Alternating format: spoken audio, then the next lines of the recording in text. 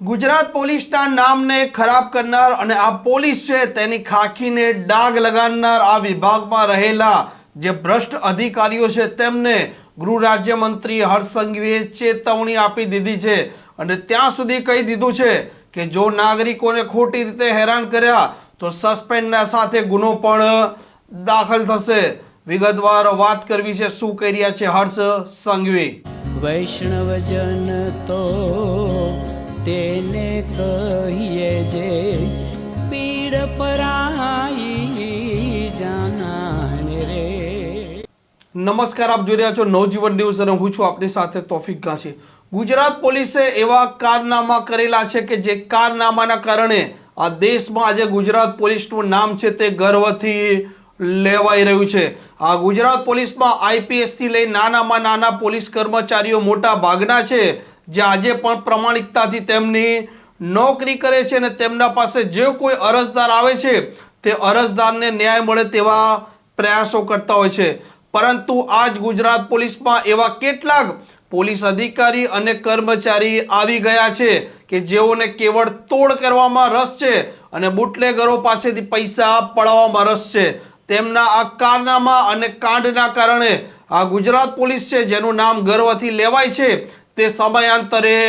બદનામ થતું હોય છે। ગૃહ રાજ્યમંત્રી હર્ષ સંઘવીએ આ ગુજરાત પોલીસમાં રહેલા આ કેટલાક જે કર્મચારીઓ અને અધિકારીઓ છે તેમને ચેતવણી આપતા કહ્યું છે કે જો કોઈ સામાન્ય વ્યક્તિને રંજાડવામાં આવશે અને પરેશાન કરવામાં આવશે તો ન માત્ર તેને સસ્પેન્ડ કરવામાં આવશે પરંતુ તેના વિરુદ્ધ પણ એક ગુનો દાખલ કરવાની પ્રક્રિયા કરવામાં આવશે। ગૃહમંત્રીએ ચેતવણી આપતા શું કહ્યું છે તે પણ આપ સાંભળી લો। એક સામાન્ય ઈમેલ મારી ઉપર આવેલો એક મોરબીના વેપારી જોડે નાની મોટી પોલીસ તમારી મદદમાં તો હોય જ છે અને જે એનું કામ છે કરે જ છે, પરંતુ એનો મતલબ એ નથી કે કોઈ સામાન્ય નાગરિકને મોરબીની અંદર પોલીસને હેરાન કરવાની કોઈ છૂટ છે। એક સામાન્ય ઈમેલ મને પ્રાપ્ત થયો, ડીજીપી ને ઇન્ક્વાયરી આપી, ડીજીપી ઇન્ક્વાયરી તાત્કાલિક કરીને એમને ગંભીરતાપૂર્વક ઇન્ક્વાયરી કરીને જે પીઆઈ દ્વારા મોરબીના નાગરિકને હેરાન કરવામાં આવ્યા, ખોટી રીતે પરેશાન કરવામાં આવ્યા, એની નાની મોટી હેરાનગતિની જે મેસેજ મળ્યો તો હું ડીજીપીનો ખાસ કરીને આપ સૌ વતી અભિવાદન અને એમને અભિનંદન આપું છું કે એમને કામગીરી ઝડપથી બી કરી અને નીચે સુધી ગયા અને વ્યક્તિને નહીં પણ મોરબીના બધા જ નાગરિકોને અંદાજો આવી ગયો હશે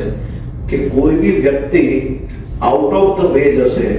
કે કોઈ બી વ્યક્તિ જો નિયમો તોડશે તો નિયમ તોડવા વાળા સામાન્ય નાગરિકો પર જ ફાઇન નહીં પરંતુ એ ડિપાર્ટમેન્ટનો બી કોઈ બી વ્યક્તિ હશે તો એની ઉપર બી અમે ગંભીરતાપૂર્વક પગલાં ભરીશું। આ એક દાખલો તમારા સૌની હું એટલા માટે આપું છું કારણ કે દાખલો હમણાં બી 5-10 દિવસ પહેલાનો જ છે, પરંતુ આ પ્રકારનો પ્રયાસ કોઈ બીજા શહેર જિલ્લામાં બી જો થશે અને જો અમને માહિતી મળી અને જો પુરાવા પાક્કા મળશે તો આ જ પ્રકારે કડક પગલાં ભરવામાં આવશે। માત્ર સસ્પેન્શનથી નહીં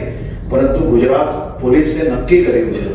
કે કોઈ બી નાગરિકોને ખોટી રીતે હેરાન કરશે તો પોલીસ પર બી એફઆઈઆર દાખલ કરવામાં વિભાગ કે સરકાર ક્યારેય ચૂકશે નહીં। ગૃહ રાજ્યમંત્રી હર્ષ સંઘવીએ સ્પષ્ટ કહી દીધું છે કે જે કોઈ આ તોડ કરનાર પોલીસ કર્મચારી હોય કે કોઈ સામાન્ય વ્યક્તિને રંજાડનાર પોલીસ કર્મચારી કે અધિકારી હોય તેના વિરુદ્ધ ગુજરાત પોલીસ અને રાજ્ય સરકાર પાસે જો મજબૂત પુરાવા આવશે તો કડક કાર્યવાહી પણ કરવામાં આવશે અને ગુનો પણ દાખલ થઈ જશે। ગુજરાત પોલીસમાં રહેલા બાહોશ પોલીસ કર્મચારીઓના કારણે ગુજરાત પોલીસ છે તેનું નામ આજે પણ